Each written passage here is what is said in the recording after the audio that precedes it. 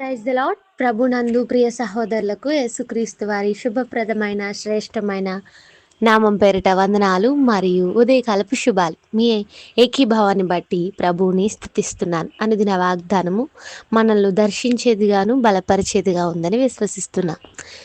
నేడు కీర్తన ద్వారా ప్రభువుని స్తుతిద్దామా? తలను ముండ్ల కిరీటమును పొంది కాళ్ళు చేతులు గ్రుచ్చబడి, తలను ముండ్ల కిరీటమును పొంది కాళ్ళు చేతులు గ్రుచ్చబడి, బలి అయితివా గొర్రె పిల్లవోలే నా కొరకే ఓ ప్రభువా, బలి అయితివా గొర్రె పిల్లవోలే నా కొరకే ఓ ప్రభువా, అర్పింతు స్తుతుల్ నీ సిలువలోన చూపిన నీ ప్రేమకై, మరణముంది సమాధి నుండి మరల లేచితివి, మరణముంది సమాధి నుండి మరల లేచితివి. హల్లెలూయా. చాలా చక్కని గీతం ఇది. తలను ముళ్ళ కిరీటము ధరించి కాళ్లకు చేతులకు మేకులు కొట్టబడి మౌని యొక్క గొర్రె పిల్లలే ప్రభు మన కొరకు మరణం పొందారు, మన కొరకు బలి అయ్యారు. అందుకే మనము ప్రభువుని స్తుతించాలి. ఆయన శిలువ మరణ సమాధి పునరుత్థానములు ధ్యానిస్తూ ఆయన స్తుతించేవారిగా మనం ఉండాలని ఈ పాట చెప్తున్న సత్యం. నేడు వాగ్దానం ద్వారా ప్రభువుని స్తుతిద్దామా? కీర్తనల గ్రంథం 30వ అధ్యాయం 12వ వచనం. నీవు నా గోనె పట్ట విడిపించి సంతోష వస్త్రము నన్ను ధరింపచేసి ఉన్నావు. యెహోవా నా దేవా, నిత్యము నేను నిన్ను స్తుతించెదను. ఎందుకు మనం దేవుని నిత్యము స్తుతించాలి? ఒక సంవత్సరమో ఒక నెలలో ఒక రోజు, వారానికి ఒక రోజు కాదు, కానీ ప్రతిరోజు నిత్యము స్తుతించాలి. స్తుతించే జీవితం ఎప్పుడు ఉల్లాసంగా ఉంటుంది. స్తుతించలేని బ్రతుకుల్లో ఎప్పుడు ఫిర్యాదులే ఉంటాయి, సణుగులు సమస్యలే అధికమవుతూ ఉంటాయి.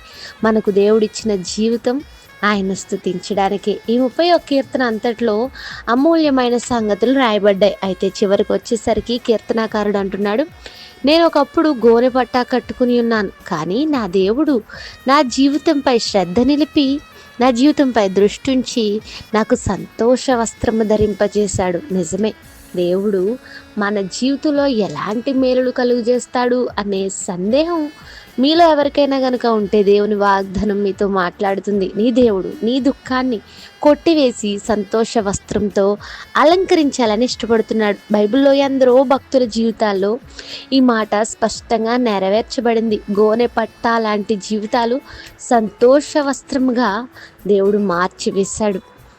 లూకాసు వార్తలో ఒక విధవరాలు నాయిని అను గ్రామంలో మనకు కనబడుతుంది. ఆమె కుమారుడు చనిపోయాడు. ఎంతగానో ఆమె ఏడుస్తూ ఉన్న సందర్భం అది. ఆమె చుట్టూ ఉన్న వాళ్ళు చాలామంది ఏడవద్దు అని ఆమెను అప్పటికే ఓదార్చే ప్రయత్నం చేస్తున్నారు. అయితే యేసుప్రభు వారు అక్కడికి వచ్చినప్పుడు ఆమెను చూచి ఏడవద్దు అని పలికారు. ఇదే మాట మనం అందరం చెప్తున్నాం కదా అని ఆ చుట్టుపక్కల ఉన్నవారు అనుకోవచ్చు, కానీ మనుషులు చెప్పడం వేరు, ప్రభు చెప్పడం వేరు. ఆయన మాటల్లో అధికారం ఉంది, శక్తి ఉంది. ఆ తర్వాత ఆ కుమారుణ్ణి ముట్టినప్పుడు అతడు బ్రతికాడని లేఖనాలు చెప్తున్నాయి. ఏడుస్తున్న ఆ విధవరాల్ని ఏడవద్దు అని చెప్పడమే కాదు, ఆ ఏడుపుకు కారణమైన బాధను, కష్టాన్ని దేవుడు తీసివేశాడు. తద్వారా ఆమె సంతోషాన్ని పొందుకుంది. ఆమె తన కుమారుడు బ్రతికిన తర్వాత మరలా ఏడవదు కదా. ఇదే గోనె పట్ట దుఃఖ స్థితిని, బాధాకరమైన అనుభవాన్ని ప్రభు సంతోషంగా వస్త్రముగా దయచేవాడని సెలవిస్తున్న చక్కని సందర్భం.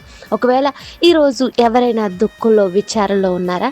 ఈ వాగ్దానం ఆధారంగా ప్రార్థించండి. ప్రభువా, సంతోషమును వస్త్రముగా ధరింపచేయవాడు అని నేను నమ్ముతున్నాను. నా దుఃఖాన్ని, నా గోనె పట్ట వంటి జీవితంలో నీ సంతోషాన్ని నింపుమని విశ్వాసంగా అడిగి చూడండి, ప్రార్థించండి. అడిగే వాటికంటే, ఊహించే వాటికంటే అత్యధికంగా దయచేయగల దేవుడు మన దేవుడు. ప్రభు చిత్తానికి మన జీవితాన్ని అప్పగించినప్పుడు తప్పకుండా ఈ వాగ్దాన నెరవేర్పుని చూడగలుగుతాం. ప్రార్థన. కృపగల మా తండ్రి, మాతో మాట్లాడిన మాటలు బట్టి స్తోత్రాలు. మా ప్రియులు ఎవరైతే ఏకీవిస్తున్నారో ఈ మాటలతో వారి జీవితాల్లో ఈ వాగ్దానాన్ని నెరవేర్చండి. గోనె పట్ట వంటి దుఃఖకరమైన స్థితి నుండి సంతోష వస్త్రము ధరింపచేసే స్థితికి మమ్మల్ని నీవు నడిపించాలంటే నిత్యము నిన్ను స్తుతించే బ్రతుకులు మా అందరికీ దయచేయండి. నిత్యము నిన్ను స్తుతించినప్పుడే మా బ్రతుకుల్లో సంతోషం ఉంటుందని ఈరోజు వాగ్దానం ద్వారా సెలవిచ్చినందుకు స్తోత్రాలు చెల్లిస్తూ క్రీస్తు ప్రభు నామంలో ఈ ప్రార్థన సమర్పిస్తున్నాను తండ్రి. Amen. Have a blessed day. God bless you all and me as well. Thank you.